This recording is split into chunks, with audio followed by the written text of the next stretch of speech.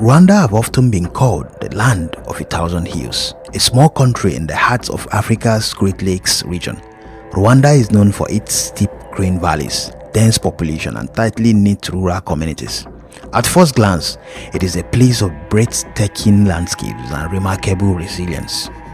But beneath these hills lies one of the darkest chapters in modern history. In just 100 days, in 1994, nearly 800,000 people were killed in a wave of violence that shocked the world.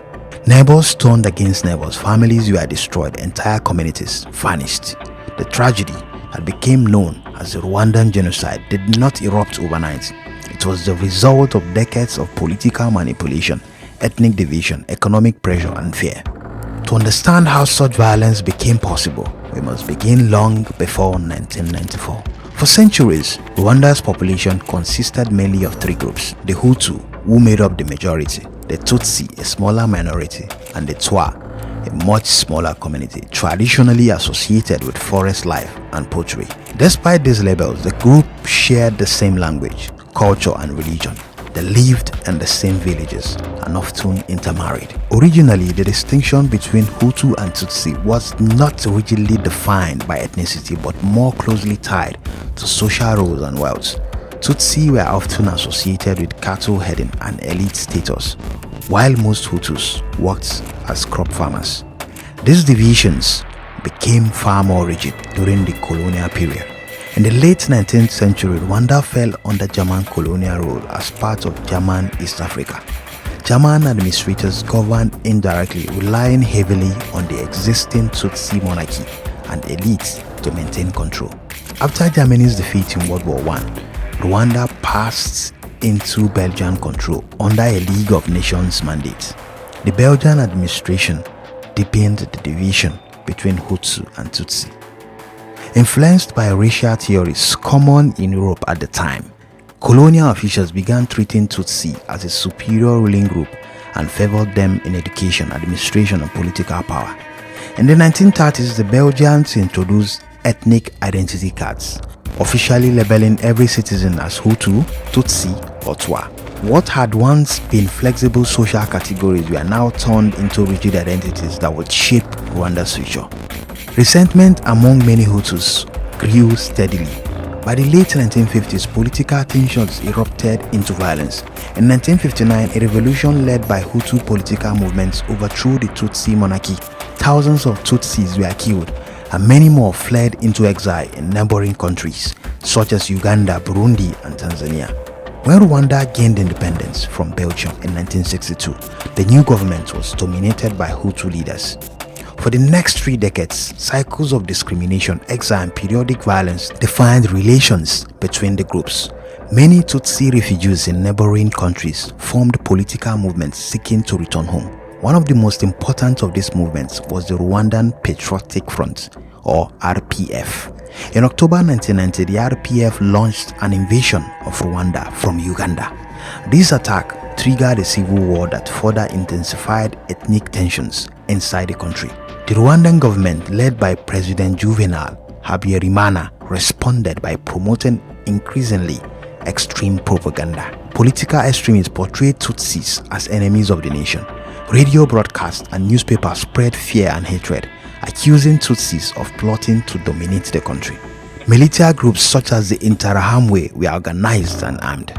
The situation grew more dangerous as Rwanda's economy struggled. Falling global coffee prices, Rwanda's main exports, damaged the economy, increasing unemployment and social frustration. Political pressure also mounted for democratic reforms. By the early 1990s, Rwanda was a country under severe strain. Then, on the evening of April 6, 1994, everything changed. A plane carrying President Habyarimana was shot down as it approached Kigali airport. Everyone on board was killed. To this day, the identity of those responsible remains debated. Some investigations have suggested that Hutu extremists within the government may have orchestrated the attack to justify a violent crackdown. Others have pointed fingers at the RPF. Regardless of who carried it out, the consequences were immediate. Within hours of the crash, roadblocks appeared across Kigali. Lists of targets had already been prepared. Hutu extremist leaders quickly blamed the RPF and used the assassination as a justification to launch a campaign of mass killing. Soldiers, military groups, and ordinary civilians were mobilized. Radio stations broadcast instructions urging people to hunt down Tutsi and moderate Hutus who opposed the violence. The genocide had begun. From April to July 1994, Rwanda descended into chaos. Armed militias moved from village to village. Many victims were killed with machetes, clubs, or farm tools. Entire families were slaughtered. Churches and schools where people sought refuge often became sites of mass murder. Women and girls were subjected to widespread sexual violence, used deliberately as a weapon of terror and humiliation. The killings were shockingly organized. Local officials distributed weapons and coordinated attacks. Neighbors were pressured or forced to participate. Propaganda portrayed Tutsi as insects or enemies who needed to be eliminated. In many places, fear and manipulation turned communities against themselves. The Twa minority also suffered during the genocide. Although they were not the primary targets, thousands of Twa people were killed after being falsely accused of siding with Tutsi or rebels. In total, historians estimate that around 800,000 people were murdered during the genocide. Yet, even during this darkness, there were acts of courage. Some individuals risked their lives to protect others. Moderate Hutus hid Tutsi neighbors in their homes, helped them escape, or provided food and shelter. One widely known example is Paul Rusesabagina, the manager of the Hotel Des Smiles, Colonialism in Kigali. During the genocide, he helped shelter more than 1,200 people inside the hotel. His story later inspired the film Hotel Rwanda. While individuals showed bravery, the international response was tragically slow. The United Nations had peacekeepers stationed in Rwanda, but their mandate was limited and their numbers were small. After 10 Belgian peacekeepers were killed early in the crisis, Belgium withdrew its forces. Instead of increasing intervention, the United Nations actually reduced its presence during the early weeks of the genocide. Many world powers hesitated to act. Debates over terminology, whether the killings qualified as genocide, delayed meaningful international intervention. As a result, the mass killings continued largely unchecked. Meanwhile, millions of people fled the country. The violence created a massive refugee crisis across Central Africa. Refugee camps in neighboring countries became overcrowded and unstable, sometimes sheltering both victims and perpetrators of the violence. By July 1994, the Rwandan Patriotic Front succeeded in capturing Kigali and taking control of the country. The genocide finally came to an end. But Rwanda was left devastated. Entire communities had been destroyed, families were torn apart, survivors faced unimaginable trauma. In response, the international community established the International Criminal Tribunal for Rwanda in November 1994. The tribunal was tasked with prosecuting individuals responsible for organizing and carrying out the genocide. At the same time, Rwanda adopted a traditional justice system known as the Gakaka courts. These community-based courts allowed local populations to participate in trials, encouraging truth-telling and reconciliation. The process helped address thousands of cases that formal courts alone could not handle. In the years that followed, Rwanda began the long process of rebuilding.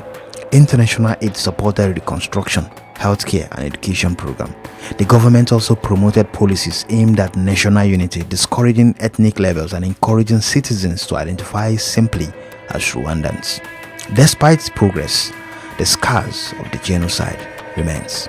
Survivors continue to live with trauma and loss. Some extremist groups linked to the genocide still operate in regions near Rwanda's borders. Yet, Rwanda's recovery has also demonstrated remarkable resilience. Today, the country continues to work towards reconciliation while confronting the painful legacy of its past. The genocide of 1994 stands as a warning to the world. It shows how propaganda, fear, and political manipulation can transform ordinary communities into instruments of violence. And it reminds us that preventing such tragedies requires vigilance, accountability, and the courage to confront hatred before it takes root. Rwanda's hills remain green, but the lessons written in their history must never be forgotten.